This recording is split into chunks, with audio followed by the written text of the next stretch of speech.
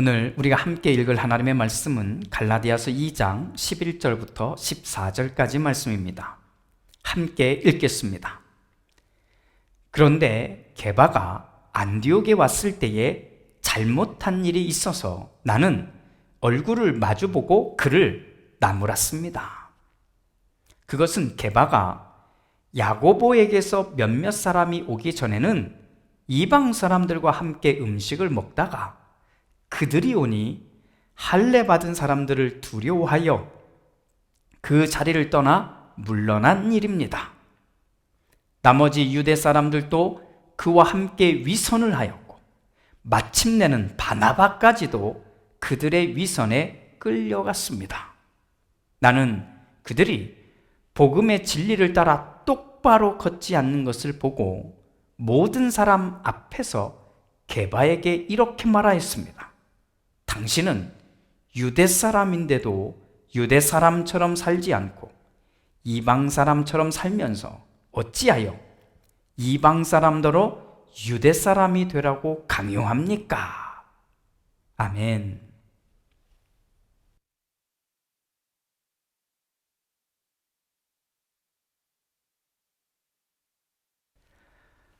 영화 하나를 소개합니다.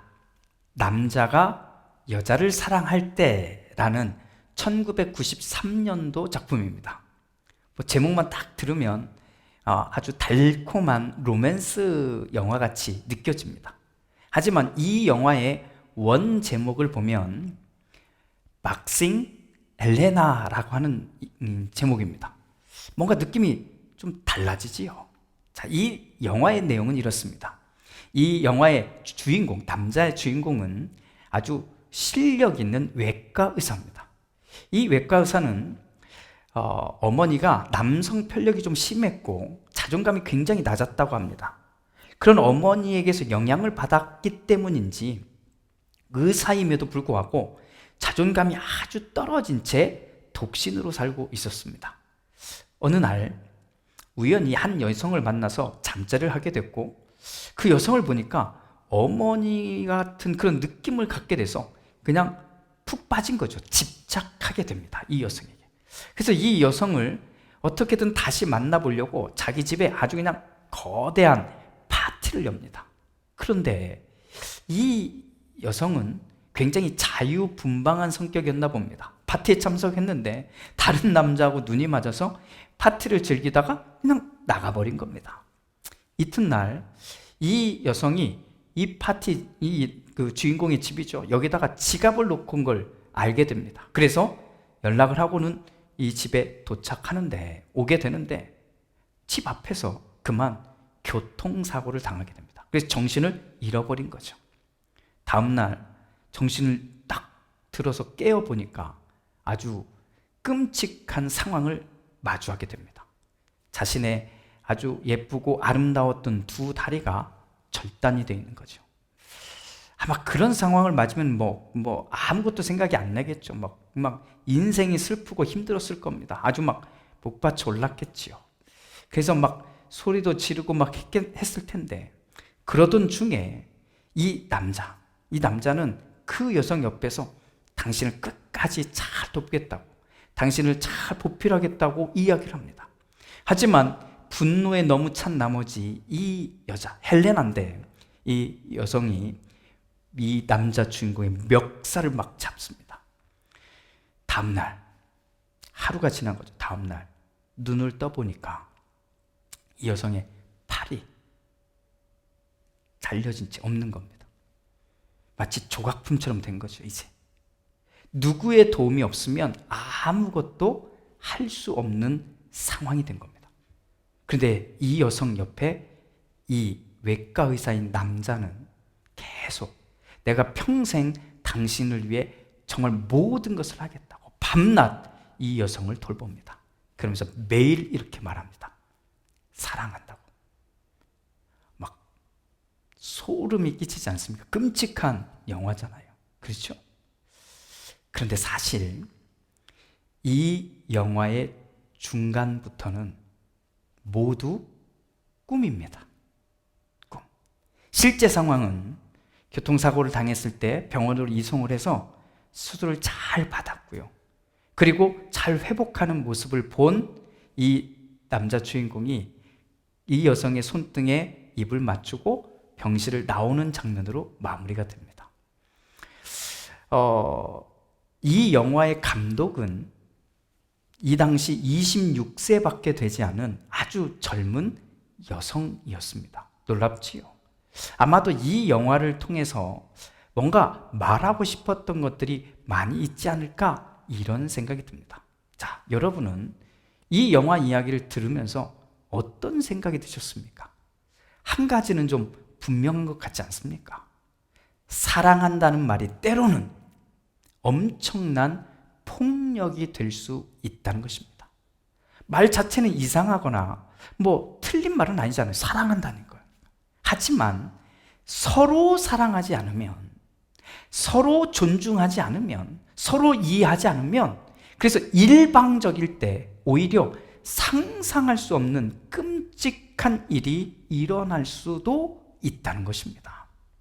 저는 바울이 쓴 갈라디아서를 읽으면서 참 이런 생각을 계속하게 됩니다.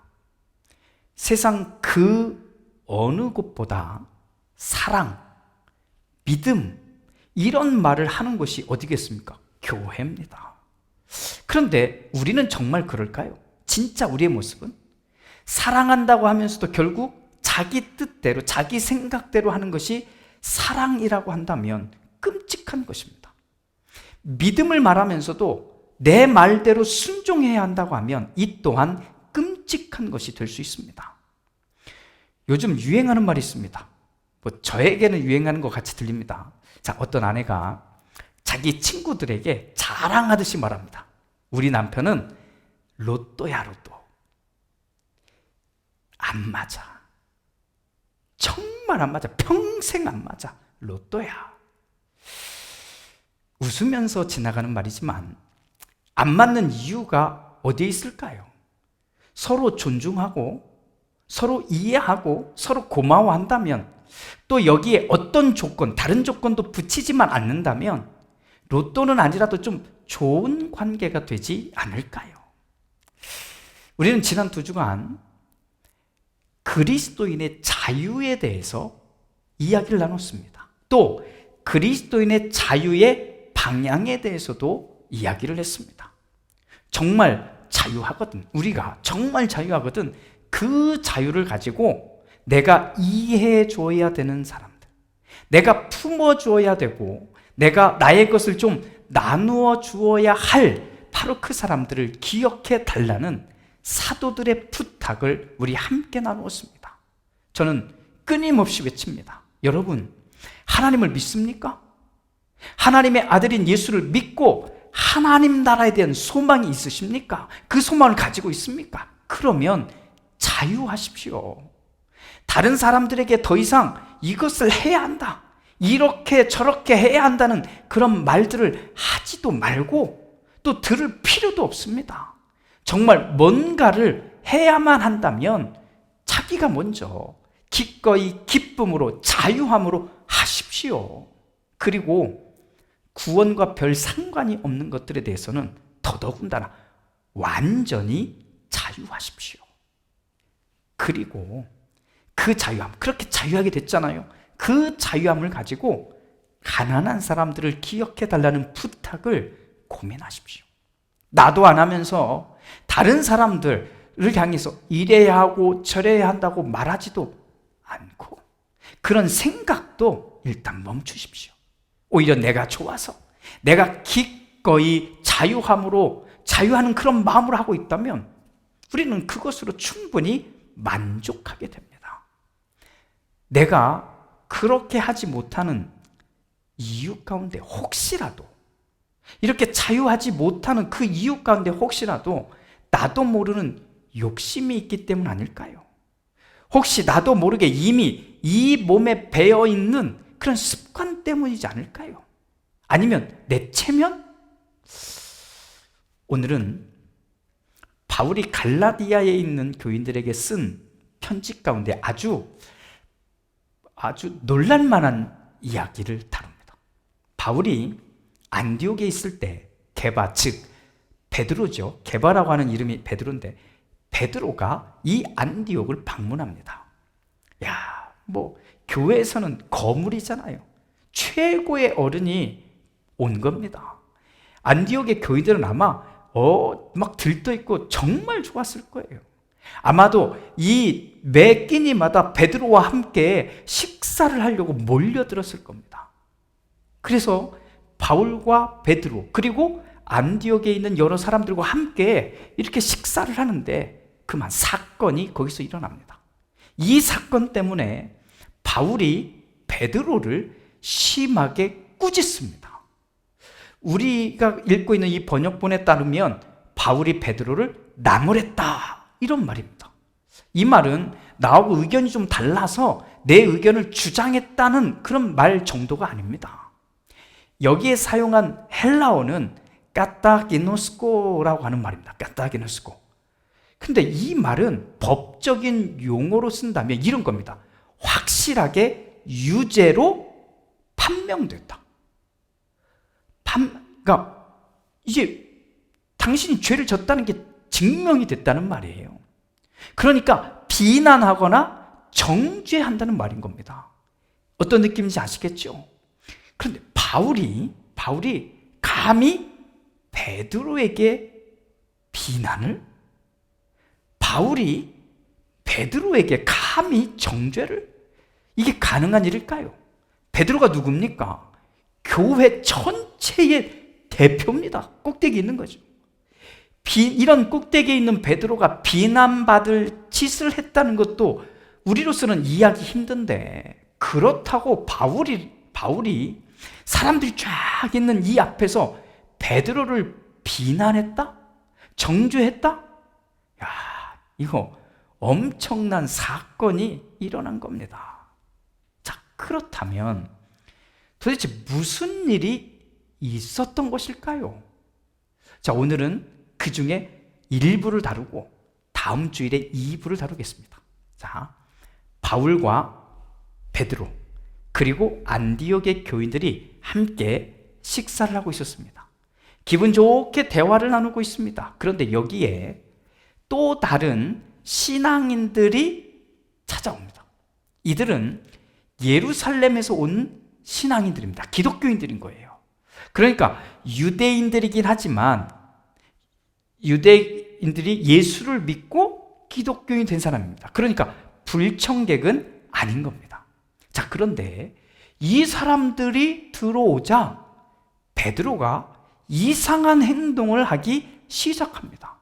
자, 조금 전까지 어땠습니까? 좋은 분위기에서 함께 식사하고 있었는데 갑자기 자리에서 일어나 툴툴 털고 나가버리는 겁니다. 좀 이상하잖아요. 갑자기 어색한 표정을 짓더니 어색한 말 몇 마디를 남기고는 그 자리를 떠난 겁니다. 바울이 처음에는 당황했을 것입니다. 아니, 왜 저러시지? 라고. 그런데 바울이 알게 됩니다. 베드로가 왜 이렇게 떠났는지를 알게 됩니다. 베드로는 할례 받은 사람들을 두려워한 것입니다. 왜냐하면 들어온 사람들이 할례 받은 사람들입니다. 왜냐하면 할례 받은 사람들은, 즉 유대인들은 여전히 외국 사람들, 즉 할례 받지 않은 사람들은 꼭 할례를 받아야만 진정한 형제고 참 형제고 진정한 그리스도인이 된다고 믿었기 때문입니다. 그래서 교회의 어른이잖아요, 베드로는. 교회의 리더이잖아요, 베드로는. 그런 베드로가 그런 사람들과 함께, 아직 할례를 받지 않았는데 그 사람들과 함께 웃으면서 식사할 수 있다는 것, 이건 상상할 수도 없던 일이었던 겁니다. 또 그것을 너무나 잘 알고 있던 베드로입니다. 그래서 슬쩍 그 자리를 피해버린 겁니다. 그래서 바울이 화가 난 겁니다. 얼마 전 바울이 예루살렘에 갔잖아요. 예루살렘에 가서 베드로와 사도들을 만납니다. 그런데 이 베드로와 사도들이 자신에게 답을 줬어요. 자, 외국 사람들에게 복음을 전할 때는 굳이 율법을 이야기할 필요가 없습니다. 할례를 이야기할 필요가 없습니다. 자유하십시오 라고 하는 이 확답을 받은 거잖아요. 그래서 돌아와서 이 바울은 너무나 자연스럽게 자유롭게 외국 사람들, 할례 받지 않은 사람들과 그들과 함께 교제하고 말씀을 나누고 함께 하였던 겁니다. 그런데 그런 자기 앞에 자기 눈으로 보는데 베드로가 한 행동은 이율배반적인 것이었던 겁니다. 그래서 바울이 베드로에게 가타기노스코라고 하는 이 단어를 사용한 겁니다. 비난한 것이고요, 정죄했다는 말입니다. 우리 한국 사람의 정서로는 그럼에도 불구하고 바울이 베드로를 비난했다는 것이 이해하기 어려운 행동입니다. 교회의 대표인 베드로를 정죄했기 때문입니다. 참 어려운 거죠. 하지만 우리는 한 번 더 생각해 봐야 합니다. 자, 우리가 예수를 믿고 하나님의 자녀가 되었을 때 우리는 서로 상하 관계가 되어서는 안 됩니다. 우리는 누구의 소유가 되어서도 안 되고 누구의 명령을 따라야 할 의무도 없습니다. 우리는 죄에서도 자유해졌지만 우리는 그 누구에 대해서도, 그 어떤 사람에 대해서도 자유한 것입니다. 그래서 지난주일 제가 이런 표현을 사용했습니다. 우리가 서로 이렇게 사람들 이렇게 관계하다가 보면 이 사람 정말 믿을 만한 사람이고 좋은 사람이구나, 이것을 서로 그렇게 확신하게 되거든. 어떻게 해요? 자유한 마음으로. 기억나세요? 자유한 마음으로 가까이 하라고 제가 말했습니다. 기억하시지요? 한편 이 이야기를 읽었다고 해서 바울이 베드로를 이제 무시하거나 존경하지 않게 되었다고 보아서는 안 됩니다. 바울은 지금 베드로가 보여준 행동이 하나님 앞에서 비굴했다는 것입니다. 하나님 앞에서. 왜요? 복음, 즉 하나님의 말씀보다 사람들을 더 두려워했기 때문입니다. 해서는 안 될 일을 베드로가 한 것입니다. 아마도 베드로도 아차 하고 놀랬을 거예요. 바울이 이제 자신도 사도니까, 사도가 됐으니까 베드로와 이런 말을 서슴없이 해도 괜찮겠다고 하는 것처럼 이해도 안 됩니다. 교회에도 질서라는 것이 있습니다. 하지만 하나님의 말씀이 기준이 되는 그 지점이 있어요. 그 지점. 하나님을 존경하고 하나님의 말씀을 중심으로 세우는 데 있어서 양보해서는 안 되는 것이 있습니다. 이것이 교회고 이것이 그리스도인의 관계입니다. 이런 관계는 오직 주님 안에서 자유한 사람들만 만들어낼 수 있는 겁니다. 여러분, 우리가 하나님의 말씀을 왜 제대로 알아야 할까요? 하나님의 말씀을 제대로 알아야 될 이유가 뭘까요? 제대로 알아야만 우리는 진짜 자유하게 되기 때문입니다. 어설프니까, 아니면 몇 번 들은 그 말로 내 생각을 끝내버리니까 자꾸만 그 정도의 생각과 그 정도의 마음에 묶여버리는 겁니다.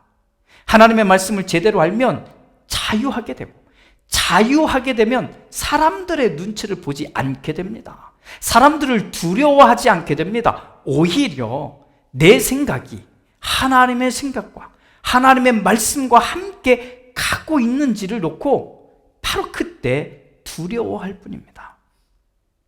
바울이 왜 비난했냐고요? 바울이 왜 베드로를 책망했느냐고요? 신앙의 선배가 내 마음에, 자기 마음에 들지 않아서가 아니라 이 신앙의 지도자가 내 생각대로, 자기의 생각대로 하지 않아서가 아닌 겁니다. 복음의 이야기를 딱 받고 슬슬 피했기 때문입니다.